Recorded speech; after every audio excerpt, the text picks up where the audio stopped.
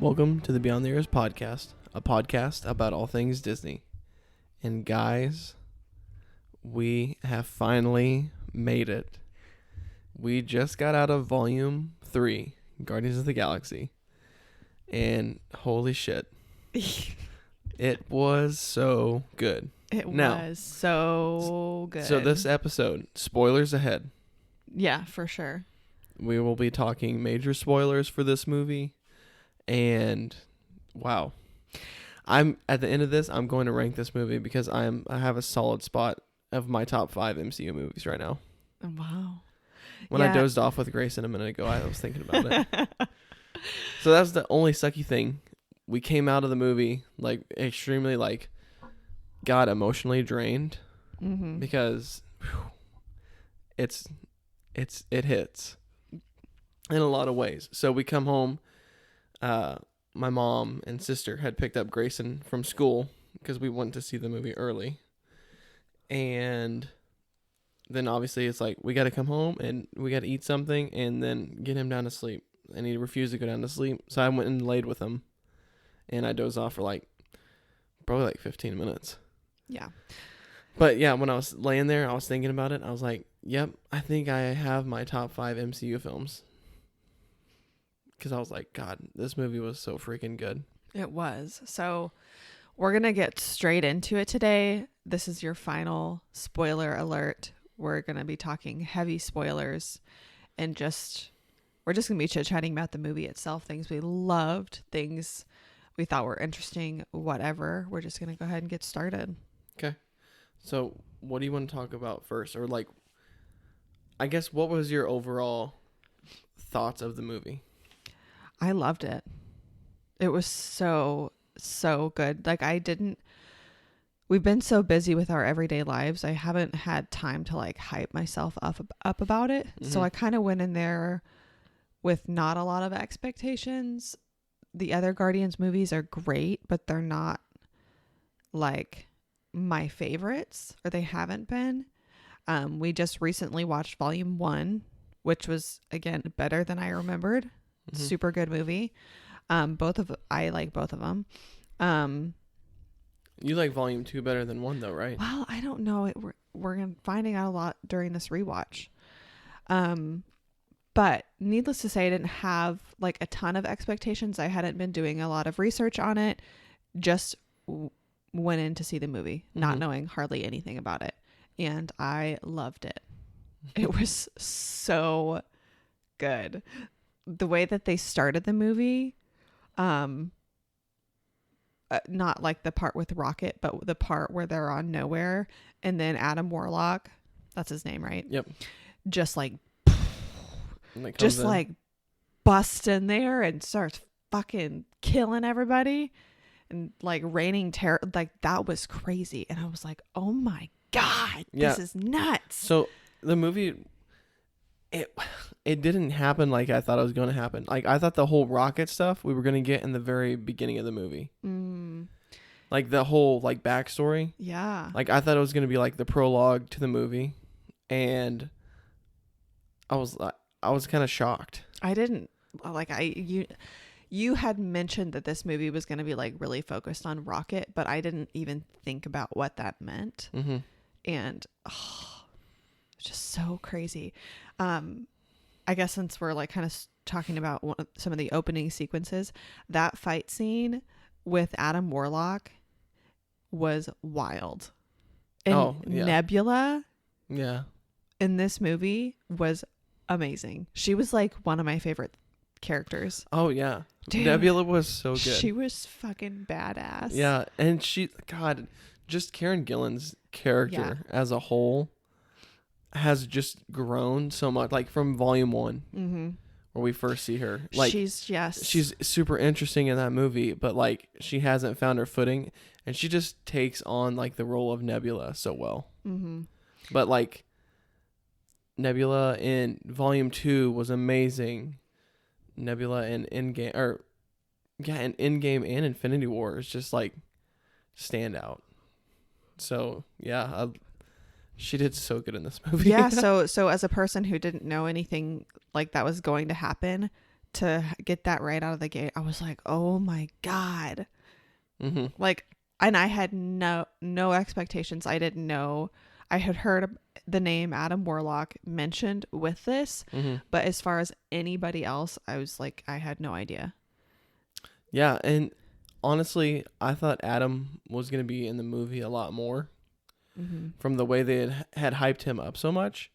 But he was like in the movie, but not as much as I thought he was going to be, which I was perfectly fine with.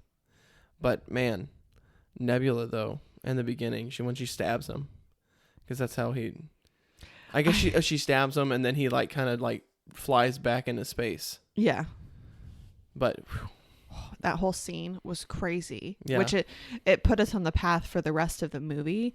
But man, there were so many times during this movie too where I thought Drax was going to die. Yeah. Like so many. And that was probably intentional on their part because they kind of knew we were all waiting for somebody to die. There was multiple times where I was like, someone's going to die. And like, I went into this movie thinking that someone was going to die. Yeah. And I'm like, none of them did. But I think that's a credit to the movie because it kept you so drawn in. Like, there wasn't a time that I was not like 100% invested. And the movie was like two and a half hours. Yeah. So it was like a same. perfect runtime of the movie. And God, I was just invested every like minute. Yeah, me too. It was like we didn't even like hardly look at each other at all. Yeah. Because it was just so crazy. So obviously they're searching for, like, Adam is searching for Rocket because we find out that the Sovereign were created by Herbert Wyndham, who created Rocket. So they're just like another angelic being kind of figures that he created, which there's so many things that I love about this movie, how it connects Volume 1 with like little bits. I'm not as much in Volume 1, but like Volume 2, like the obelisk, those big creatures, they fight them in the beginning of the movie. Like they're in the third movie, and like you understand like Herbert Wyndham made those, and Herbert Wyndham made the Sovereign, and like everything is just like cohesively cleaned up. Yeah. I mean, I was just blown away. There was some crazy shit in this movie. Yeah. I was just like okay, so the main, why don't you tell a little bit more of like the story. Okay. So they're hunting down Rocket. Herbert Wyndham is. Herbert Wyndham? Herbert Wyndham. He's the High Evolutionary. High Evolutionary. Okay. That's what they were calling him in the movie, but his name is Herbert Wyndham. Can we call him the High Evolutionary? That's fine. So that I can remember. That's fine. So he's pretty much hired the Sovereign, or is telling the Sovereign to find Rocket. And obviously the Sovereign are still pretty sour because they stole the Anulax batteries from Volume 2. So they're still like searching for him. Yeah. Or the Guardians at least. Yeah. So he used like his like blasters out of his hand and hits Rocket, and Rocket goes into like I don't know, I don't even know what it was. He gets hit in the chest, and the little medipacks that they have like wouldn't bring him back to life because he's got this something kill on his switch. Yeah, kill switch on his heart, which like they can't decode. And I love that Nebula is like pretty much an android practically. Yeah, dude. If she was still mostly human, she would have died so many times in this movie. Well, yeah. She would have died at the beginning. Oh, yeah. That first scene was crazy. She gets hit by Adam hard. Oh my God. She's like completely like her arms like are all cracked up, and she starts like popping back together. It's hard to even describe because it's worse than you've ever seen her get like busted up before. Yeah. I mean, literally anywhere there's a joint is just fucked. God, at that one scene at the end when her neck breaks. Oh my God. And she's still like her head's hanging and she's still shooting. Oh my God. And then like she pops up and like it's like But man, she just like, she had so many hero moments. Oh yeah. And she was so like humanized in this movie. Mm-hmm. Like her emotions, I felt were, I mean, because I don't know, she just had so many human emotions compared to like what she was in Volume 1, where she was just like a killer. Yeah. And angry at the world. So, okay, I'm gonna let you say something now. It's just hard to like. It's hard to like rein in because I don't want to do like a play-by-play because I would assume people who are listening to this have seen the movie. Mm-hmm. And if you haven't seen it, you should. Yeah. It's so If good. you haven't seen it, stop the podcast now and go watch it because it's great. But so, go ahead. No, go ahead. No, you. I don't remember what I was gonna say. Oh God. There was just so many. Like I said, there were so many things that connected from Volume 2, and like even the Guardians Holiday Special a little bit to connect into this movie. And I love that we just got this like a perfect ending to this movie or to this trilogy, and like a new beginning to the Guardians of the Galaxy. Mm-hmm. Like all the characters. Yeah. One thing too from that first fight scene, but also just like as a whole, Groot as a character I love Groot in this movie. He was amazing. I loved him. Yeah. So in the first big fight scene with Adam Warlock, Groot like went wild on his ass. Like he like wrapped him up and they were like flying through nowhere. Yeah. And just like, and I actually thought to myself while that scene was happening, like, man, what a hard like person to beat Groot, like, because he was able to completely like wrap himself up around Adam. And I'm like, oh my God, like that is crazy. Like, look at him go. Yeah. It was awesome. And then they run into like a whole bunch of buildings and stuff. And you're like, oh my God, like he's going to die. And he comes back down and he's literally just a head. Yeah. And I was like, oh no. Oh, no. I love his head when he like crawls around.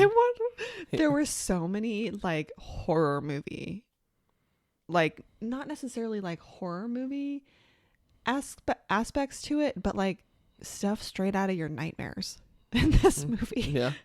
Like, I swear, like even that the first scene with Rocket and his friends, Lila and Teefs and Floor. Yeah. I'm thinking to myself, oh my God, like this is straight out of a nightmare. What, the characters? Yeah. It was just like, completely surreal and like horrifying at the same time. But at the same time, you like these characters. Yeah. And you empathize with them, but there was something about it that was just like horrific. And I think that's what they were going for. Oh my God, they did such a good job of that throughout the whole movie. All of the creatures in that the High Evolutionary has made. Yep. And I'm like, all of these like half animal, half machine creatures. The Hellhounds, I think is what they called them. God, some of them were so like freaking scary and just like I said, straight out of a nightmare.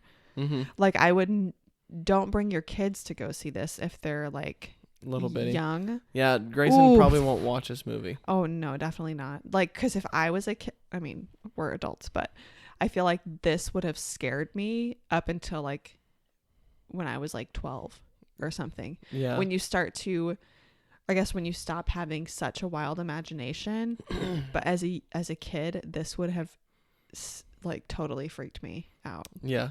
And another thing I was going to say, like, along with the, like, watch who you're bringing to this movie, like, kid-wise, there's a lot of swearing in this movie. And I don't know, like... I didn't even notice that. We swear, like, in the house, but because there was multiple times, like, I was like, oh, wow, like, they really went, like, they're using a lot of stuff compared to what they normally do. But I think in the situations, it was like how everyone else would react. Yeah. You know what I mean? Yeah. It doesn't feel fake. It feels like genuine and real. And I think this was like, I feel like it was like a near perfect movie, because sometimes in previous Marvel movies, like the first Avengers movies, some of the comedy and humor felt forced at times, and like in Thor too, not Thor 2, but like Thor as well. Yeah. I think a lot of the humor sometimes feels forced, and it is great the first couple times you watch it, and then when you're doing rewatches, it's like, oh, okay, it's not that funny. But I did not get even a minute of that in this movie. Nothing. It didn't feel forced. There were times that were funny and lighthearted, but it was like just natural, and I just loved it.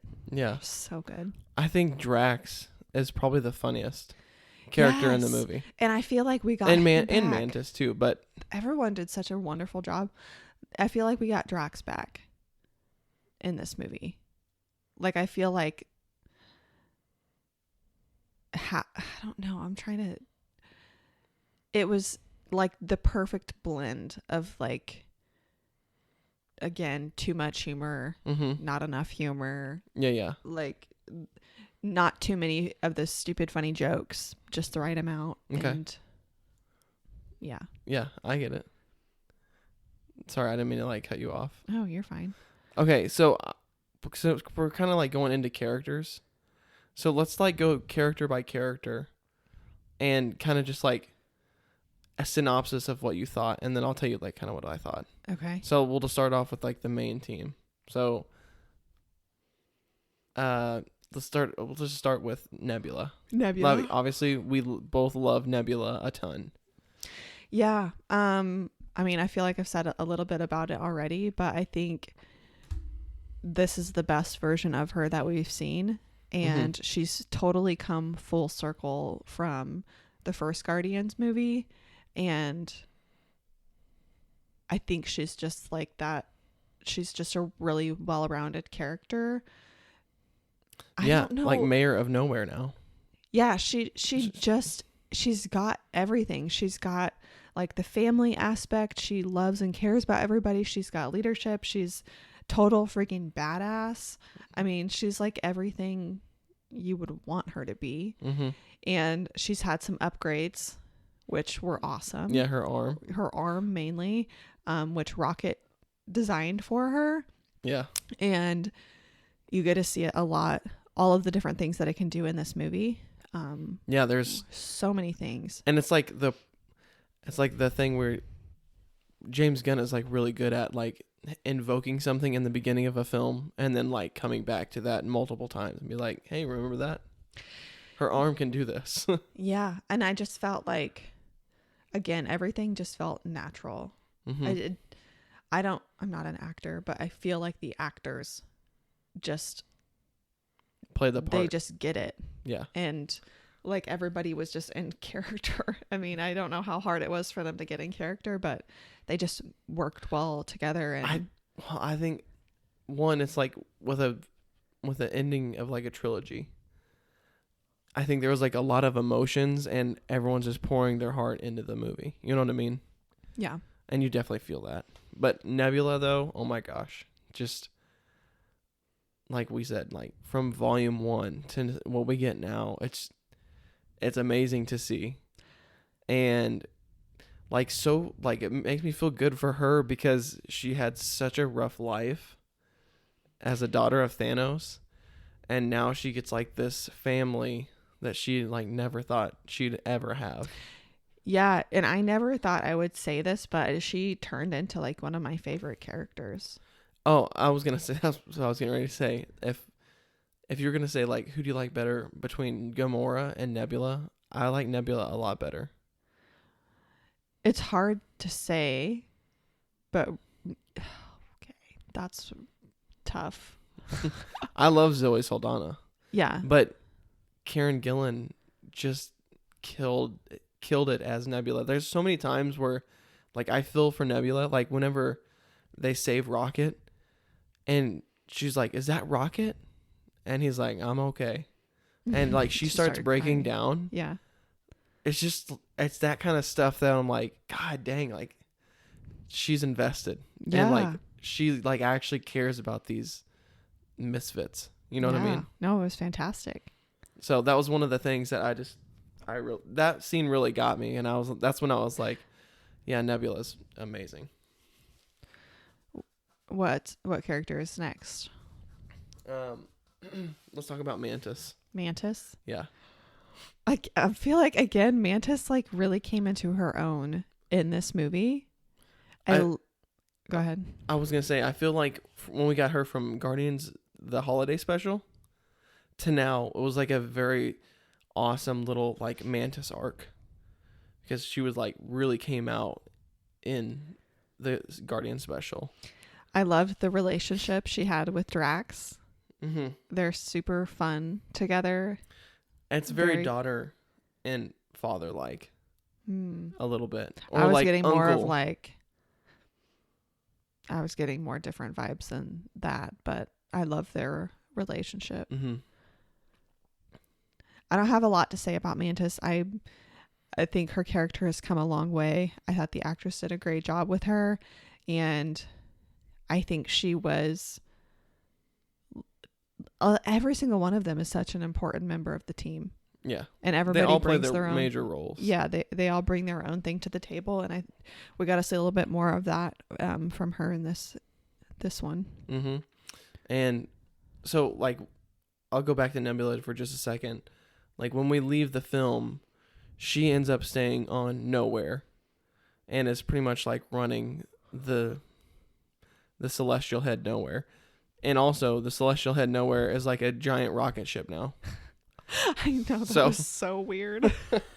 So it's like a mobile kind of unit. Yeah. But she's like she's like president or like mayor or whatever you want to call her of Nowhere.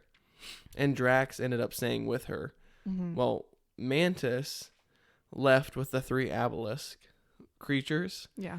And now she's like off on her own journey, which I kind of love because it's like it closes the bookend on this movie, but it doesn't kill off the character. And like we know, like, oh, that's awesome. Like all these characters are still out there like exploring the universe, and she's like out doing her own thing now because she was, like she said in the movie, she was under Ego's not control, but under Ego's thumb for years and years and years, like practically her whole life. Mm-hmm. So like a little bit of freedom that she had with the Guardians and then leaving the team now.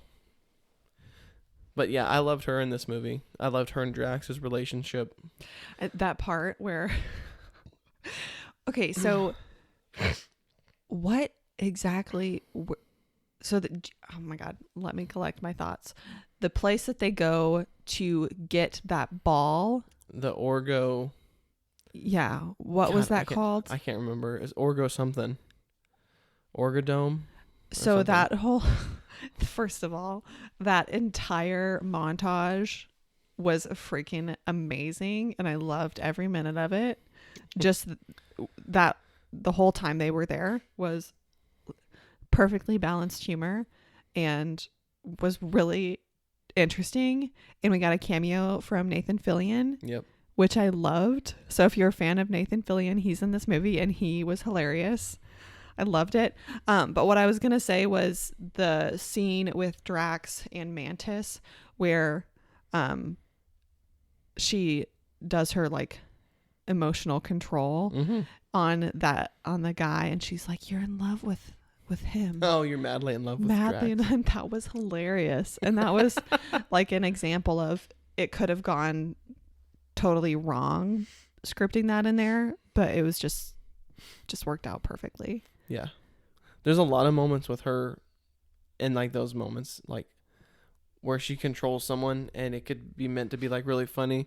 Like whenever they get kind of busted and she's jumping around different people and like, yeah, like you're super angry or you want to dance and they're like all dancing or whatever.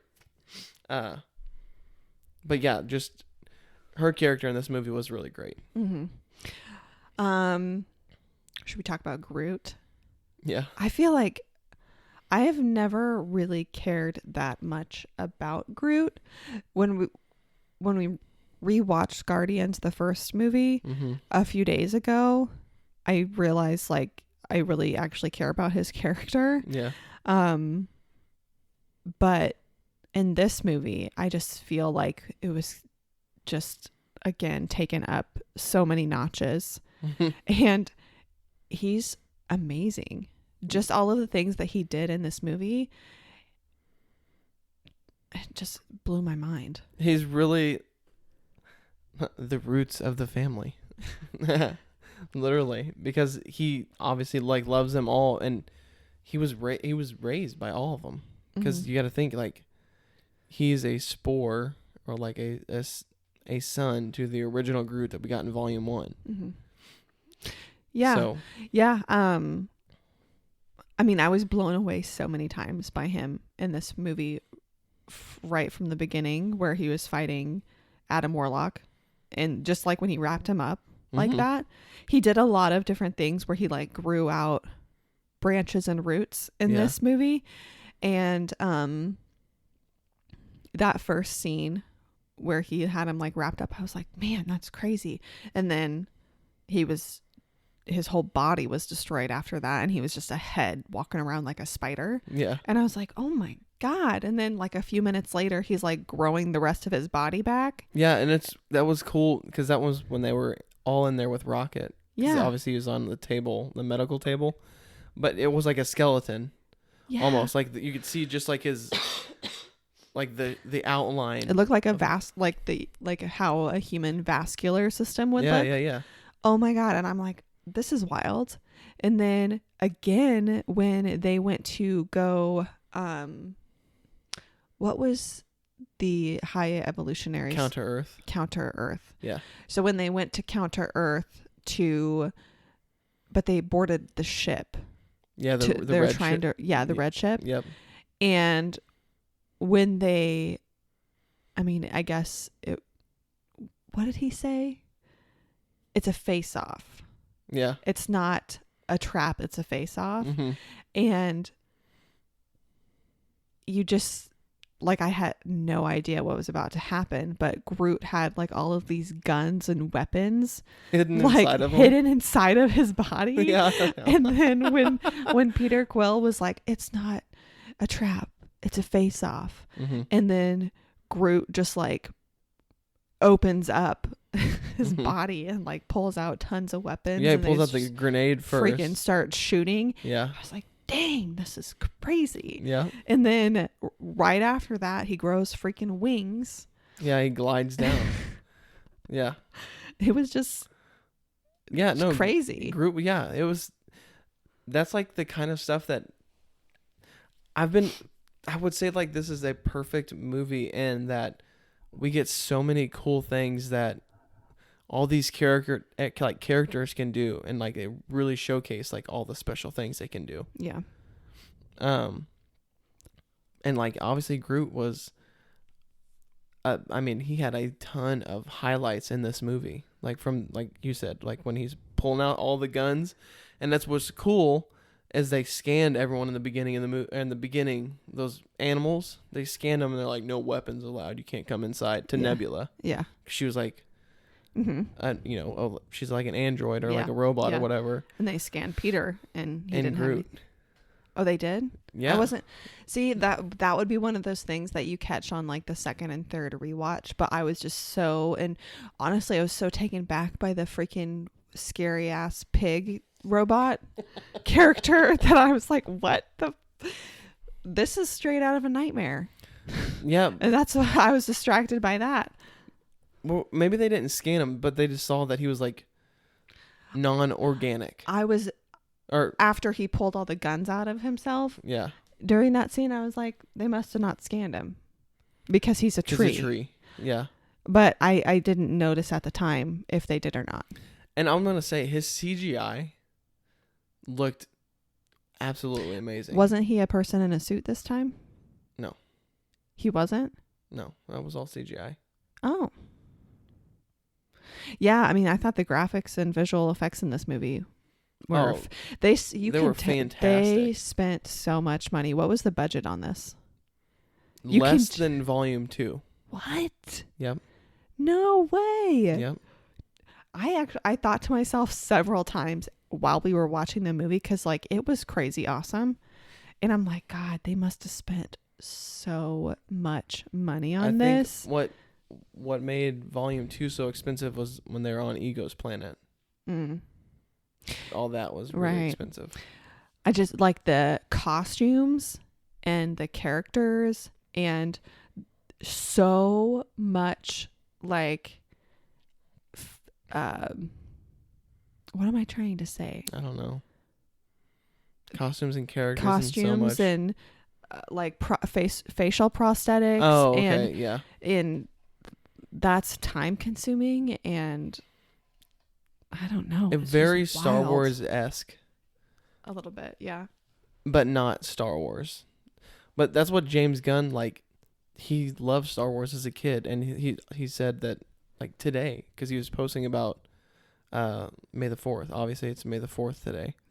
So it's Star Wars Day. And he had posted that he came to Marvel wanting to do his take on what he imagined like a Marvel Cinematic Universe Star Wars would look like. Yeah.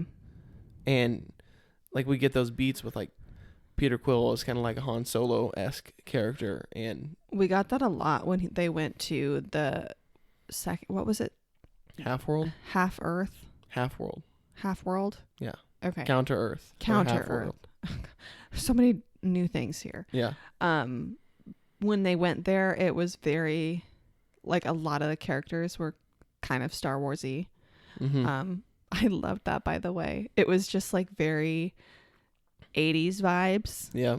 And I loved that. It's like before all of us, like, before technology took over and people cared about what was important, there was a better balance. And I just love that whole vibe. Okay, so quick aside to that, like Counter-Earth, where we get flashbacks with Rocket. I love that they put a turtle in there. Oh my God. And I thinking Ninja Turtle, Ninja Turtle, and Ninja the person Turtle. behind us was like, Ninja Turtles. Yeah. I was like, I want to see I was kind of like intrigued then, because I'm like, what are they going to make this turtle look like? And then can whoever owns a property to the Ninja Turtles, I think it's Paramount, can Paramount copy and paste what these turtles look like from this movie and make it Ninja Turtles? Which I was like, oh wow, that does look like a Ninja Turtle. They could definitely do this. Yeah. So let's move on to another character. Let's do Drax. Drax. Yeah. I don't have a ton to say about Drax, but I really liked him. I thought Dave Bautista. Yeah, every time I watch Dave Bautista in a movie, I'm just like, wow, I get blown away. Like, he's a great actor. Yeah, I feel like we got him back in this movie, because in the holiday special, I was like, you can kind of tell that he's kind of done with it. But this movie, it didn't feel that way. Nothing felt forced. It just felt very organic and natural. And his relationship with Mantis, we've already talked about. He was just, and his comic relief was not over the top this time. Well, yeah, and his comic relief was like not at the butt of the joke, but like quit being stupid, Drax, and then like he ends up saving the day because he can speak the language of these kids that the High Evolutionary is like working on. Yeah.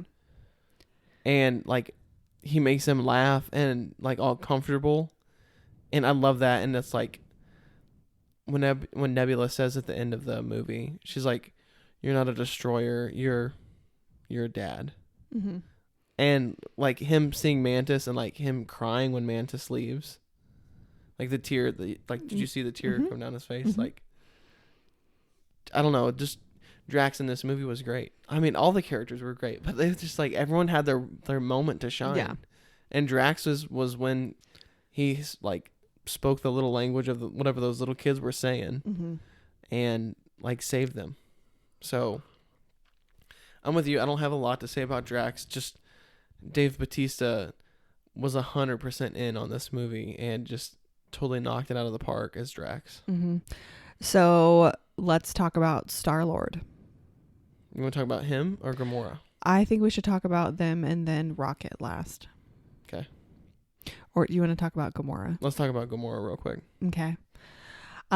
So I knew that she was going to be in this movie, and we know what happened in Endgame, where she died. She was sacrificed for the Soul Stone. Well, that was in Infinity War. Infinity War.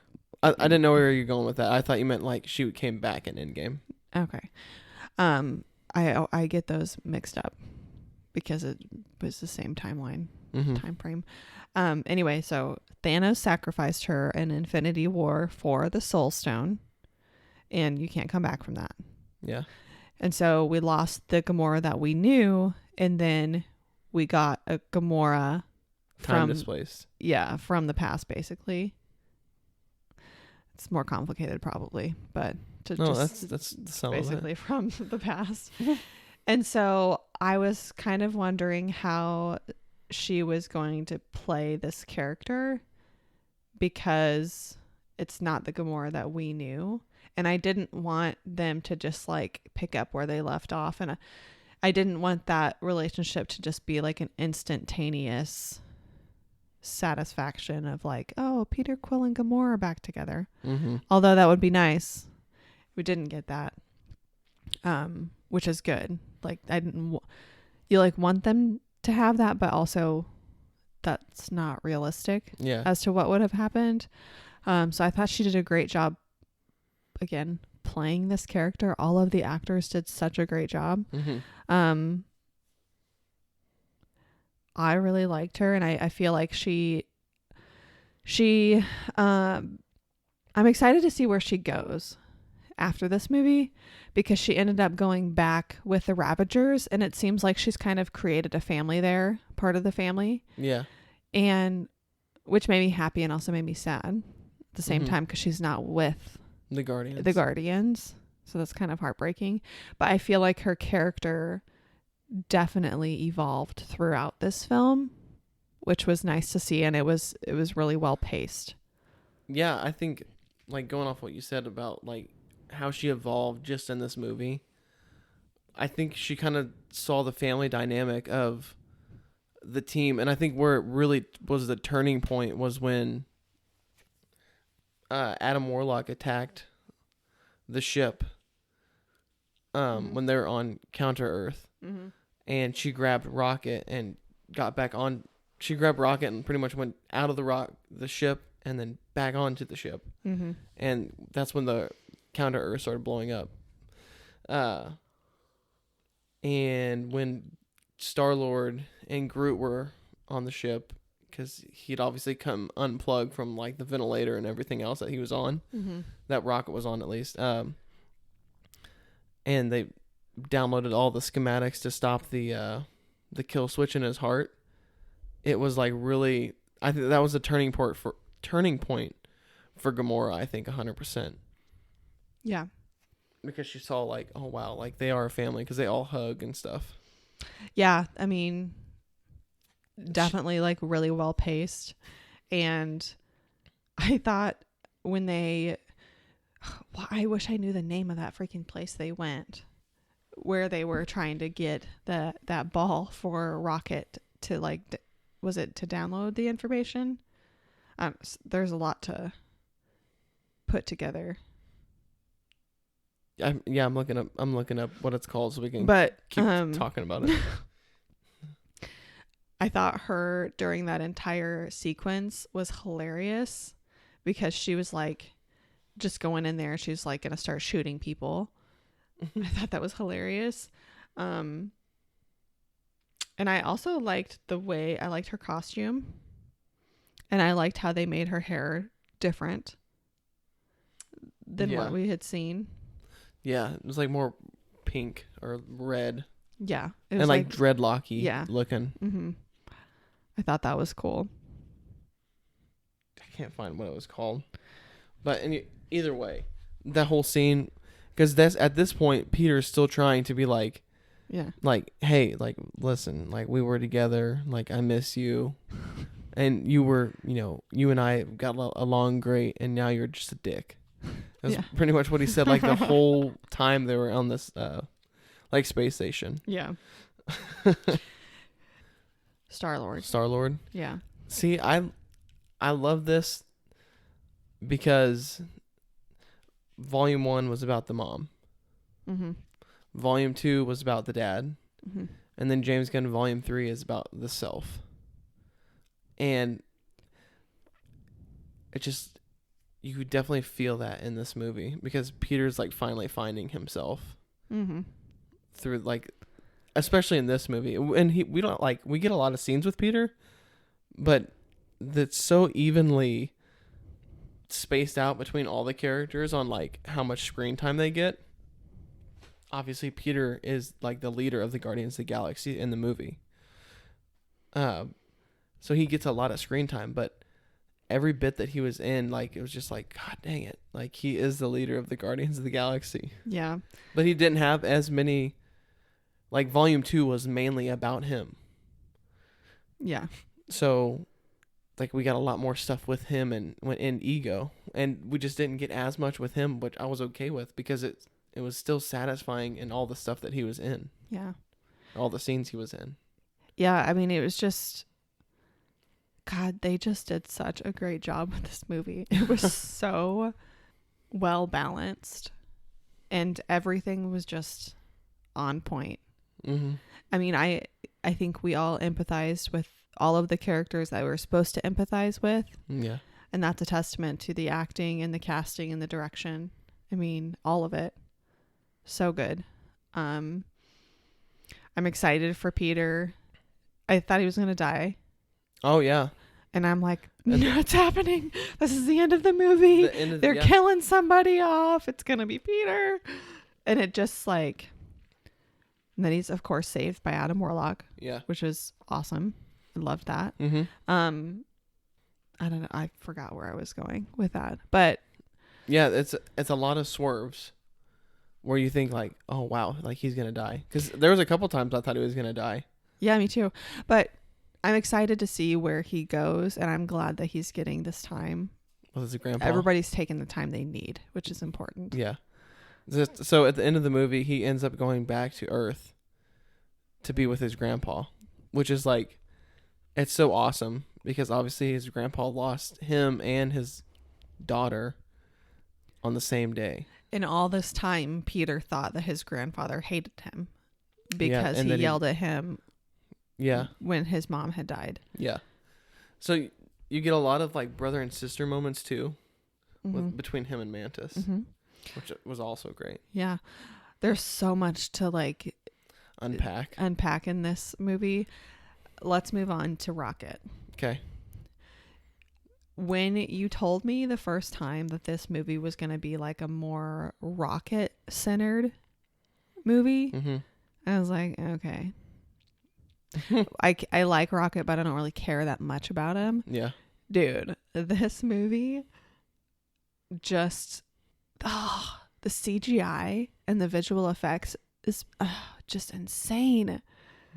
The first time I cried was in a Rocket scene, like during this film. What was that? Well, the first time was when his freaking friends got killed. Oh, Lila. Okay.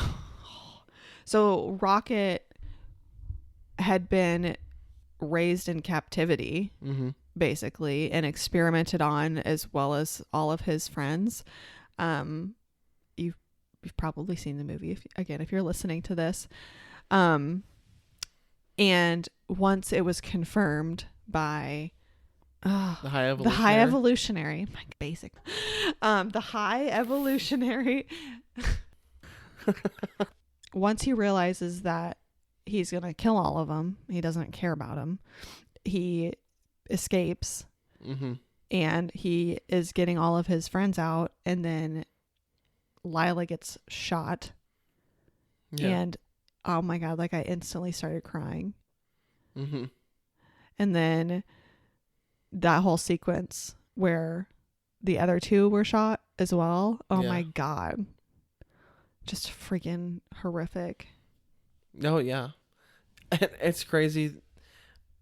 Well, okay, I'll say the first time I started like tearing up good for Rocket was when like he came out of the lab after they experimented on him the first time, and the first words he says is hurts, and Lila is in there and she's like, I know it hurts, but you'll be okay, and she's like just so soothing to him because he's just like a little baby when this happens. Oh yeah, that was totally horrific because you can obviously when he's grown, like we see all of the tech on his back and his chest and his abdomen, but we don't really fully understand like the scope of everything that was done until this movie. And you can see like his entire scalp like at the top was removed and experimented on, I don't know, and then put back on there.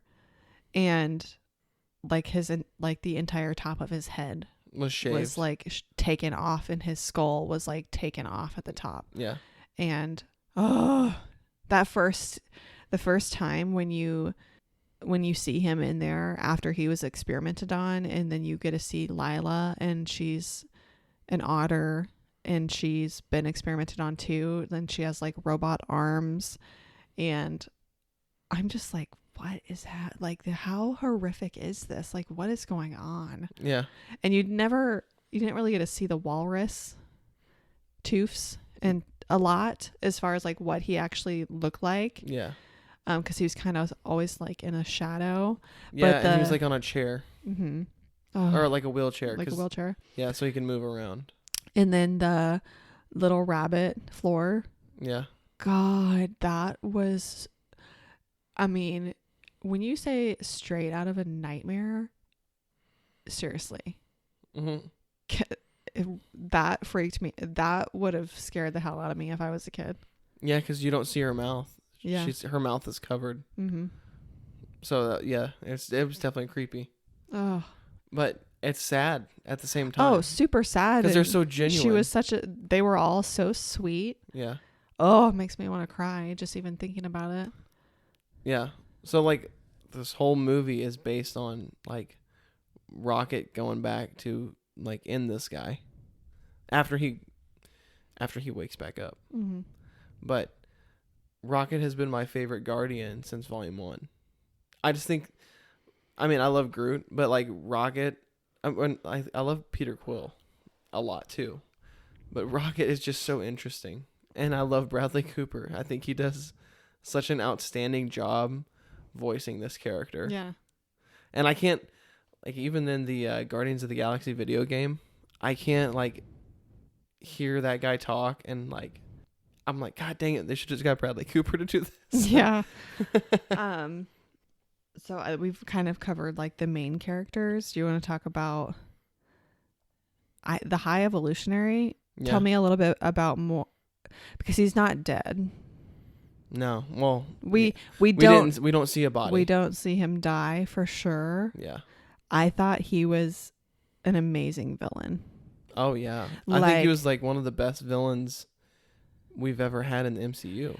Like he was truly terrifying. Mm-hmm. And there's different time sequences in this movie. A lot of flashbacks of Rocket's memory and seeing him when he was there before. And in those memories or those flashbacks, we see the High Evolutionary, and you can see like the physical differences in his face and his head and everything else from back then to the present.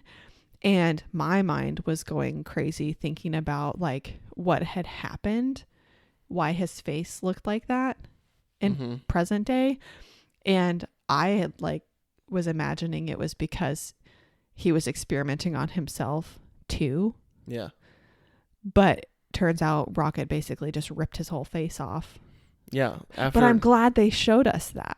Yeah. So after Lila and his friends get shot, Rocket's like crying, and that made me cry Yeah. Because he's just like in so much pain, and like he's like, I mean, not a newborn, but like practically a newborn, like in his mind and everything.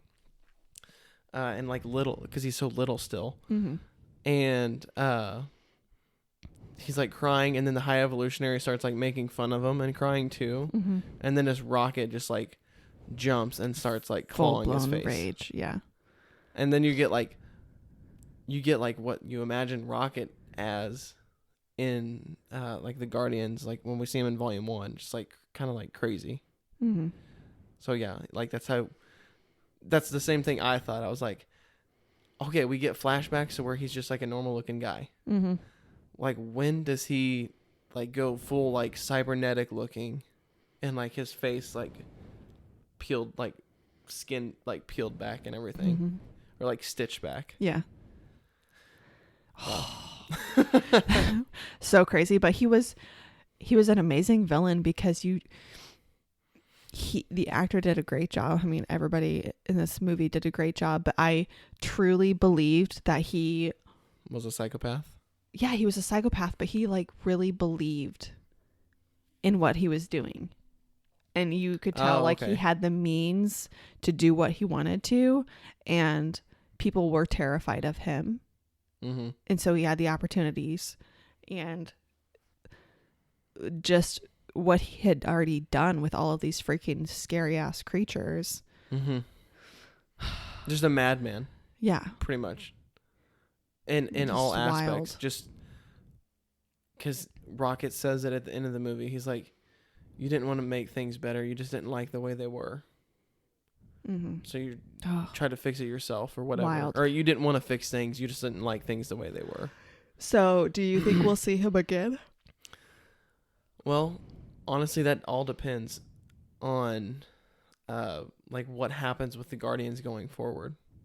Like, obviously, we're going to see, because at the end of the movie and at the end of the post-credit scene, it's like another post-credit scene with Quill and his grandpa. And they're just sitting there, like, eating cereal at breakfast. Mm-hmm. And after that, it says, the legendary Star-Lord will return. So, like, I don't know where they're going to pick up and, like, what they're going to do next.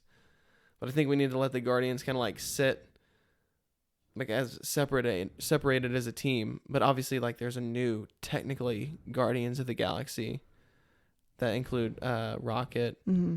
Cosmo the dog, Kraglin, Alpha Groot, which we haven't talked about yet, but that was so cool. There's so many things with Groot, and there's so many things to cover. Yeah.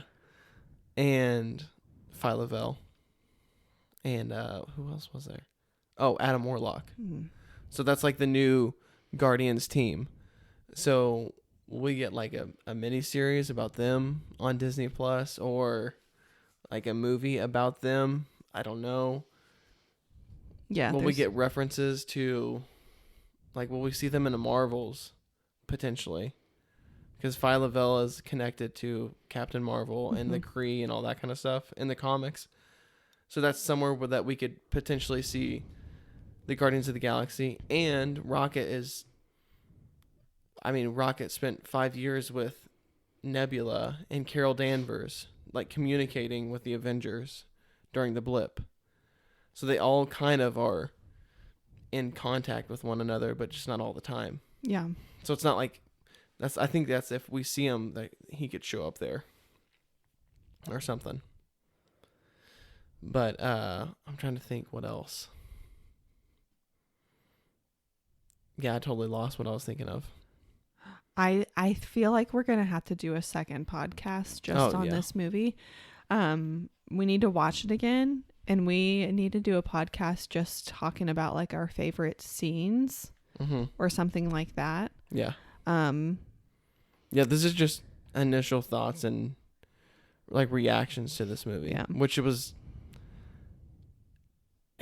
so good. It was just so everything, like I keep talking about it being like a nightmare, like some of the things, but it was just very like whimsical and like dreamlike. Like the fact that he had created this alternate Earth with creatures that are like humanoid, but like Animals. all animal, Yeah. whatever. And it's set like in the 80s, or how we were in the 80s. Mm-hmm. It was just something like, I feel like that is something that you could just dream about. Just like a normal people, like just like when you have like a weird dream. Yeah. But now we made it into part of a movie. Mm-hmm. I felt like that about a lot of the things, like the suits. Oh, their costumes. The space suits. The Your first laugh was during that scene. that was so funny. When blue is the blue button is the all button. That was hilarious. Not the Guardian suits, but the suits of the protectors of that Oh, the Nathan Fillion suit. Omicron, or what was it called? I don't know. It's something Oregon something. I don't know. The like flesh colored marshmallow suits. Yeah. With like with like I'm sorry, I'm so tired. I've been like awake jet for so long. Things on there, yes. and like rocket looking things. Yes. Yeah. Yes. Weapons. Those little suits with like weapons. It's like the kind of the dumbest thing ever, but it just worked so well. And again, it was one of those things that you could just like dream up, but we put it in this movie. There's so many just off the wall things, but everything just worked Yeah. so well together. Okay, hold on, let me see here.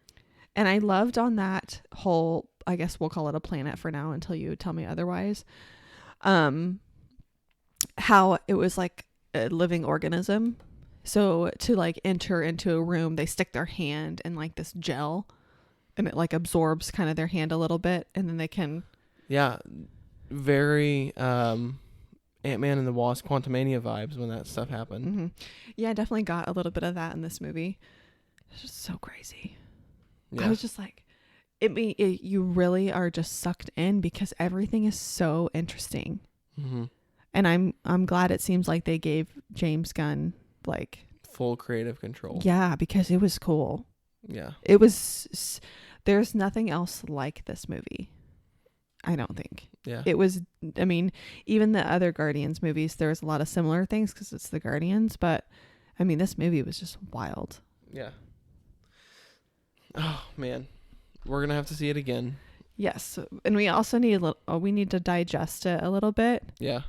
And we need to. We'll do a reflection episode. Yes, when we're well rested, because I'm starting to, my brain's shutting down a little bit. No, mine is too. We've been going for about an hour now. Okay. But I'm going to rank this movie as of now. And this is going to be like a maybe preemptive. Would that be the right word? Ranking. And these two are going to go back and forth because after watching the movie, I'm just like, it's been tossed. I've tossed it up multiple times in my head how I want my ranking to be. And I'm going to say Guardians of the Galaxy Volume 1 as my favorite MCU movie. But this one would be my second favorite MCU movie. Volume 3. Mm. And I feel like those are going to be like fluid. Yeah. Like they could go either way. Because Volume 1 was so special because we had never seen anything like this. And like the music was there and the emotion was there. But Volume 3, we get just so many good things. So I'm just going to put like those two can flip back and forth between first and second. Depending on my mood. Obviously, like right now, I'm on a very Volume 3 high. So I'd put it at 1. But when we see it again, I'll kind of have more of an idea. Yeah, I'm not going to rank it yet. Because I need time to sit on it. And I need to watch it again to see how much I like it the second time. I don't know. I mean, I would say my top 10 MCU. Yeah. Okay. But we'll see. That's a whole other thing. Yeah. We'll wrap it up for today. Okay. Do you want to say anything else? Or do you have any like news or Ooh, kind of. Okay. We saw some trailers in this before this movie started, like yeah. previews. Yep. And I definitely want to see The Little Mermaid. Yeah. that came on the screen, and I was like, oh my God, is that really just about to come out? It's coming out this month. So in May. Wow. It said May. And so I know this has been like in the works for a long time, and I was just kind of stunned to see that it was coming out this month. So I will definitely be seeing that. I don't know if you'll want to see it or not. Yeah, I don't know. It might be something that I go see with Megan, and then she can come on the podcast and talk about it with me or something. So I'm really excited about that. We got the Marvels. We got a trailer. Yeah. And had you already seen that trailer? Mm-hmm. I don't think I had seen that one specifically. No, I don't think you have. But it looks cool. Yeah. See what I mean? How Brie Larson seems to be a little bit more settled in. Yeah. Just a little bit we saw of her. Yeah, so I'm excited about that, of course. I think we all are. But otherwise, I think we need to wrap it up today, and we will talk to everybody in the next episode. Yeah. One quick thing. Sorry. I was trying to like stop you before you started to be like, oh, and yep, that's it for today. My brain has shut off. So there are so many movies coming out in June. Did you see that? Did you notice that? Yeah. And Spider-Man Across the Spider-Verse comes out. Actually, that looked good. That did. It looks really good. It comes out in June. Mm-hmm. Which I've showed you that trailer like 10 times now. And I've never actually watched it. You have shown it to me, but I was not paying attention. Okay. Well, that movie comes out in June. I really want to see that with Grayson. It looks good. He'll like it. Transformers Rise of the Beast comes out in June. Yes. The Flash movie comes out in June. Yes. And had you seen that trailer before? Yes. I don't think I'd seen that one I know exactly. You hadn't. So we got the Spider-Man Across the Spider-Verse, the Flash. What did I just say? Indiana Jones. Oh, yeah. That looked good too. That's Disney. Yep. Rise of the Beast. Transformers Rise of the Beast. Oppenheimer looked good. Oppenheimer looks awesome. July. Yeah. Yeah. Because I feel like they did a lot. This trailer was a lot different for Oppenheimer than the other trailer I had seen. It looked like I was much more invested from this one. The month of June is gonna be like a bloodbath for movies because they're all like stacking up on top of each other. Yeah. So like Transformers Rise of the Beast, like the movie looks amazing, but I'm afraid it's gonna get cut down by the next movie that comes out because we're gonna see. Is Fast 10? I don't know when is that? I don't care either. Well, I think it comes out in May. I know that we don't care, but there's other people who do. Yeah. So. Oh, there was like a Mission Impossible. A part 1. Oh, by the way. Yeah. I was like, oh my gosh. I don't think I've seen any of those. I think I've seen like the first one, part of it. When we lived. What? You went through a whole phase where you watched all those Mission Impossible. Mission Impossible? Yes. I watched Mission Impossible? Yes. You had the whole phase where you freaked out about it. I honestly don't remember that at all. You had bought like 3 of the movies and you watched them all. I was like, wow, like where did this come from? I don't remember that. I was obviously in a trance. Well, that's when we lived. Rala wasn't real life. That was like a dream. Yeah. A blip. Okay, let's wrap it up. Okay. All right. So, go watch Guardians Volume 3. It's an amazing movie. Let us know what you think on our social media. Go check out our Comic Corp Creations page as well, because there's going to be like a ton of new stuff that Ashley's working on. And yeah, just go watch this freaking movie. Just go watch it. It's amazing. And we will catch you guys in the next episode of Beyond the Ears podcast. Thank you and good night.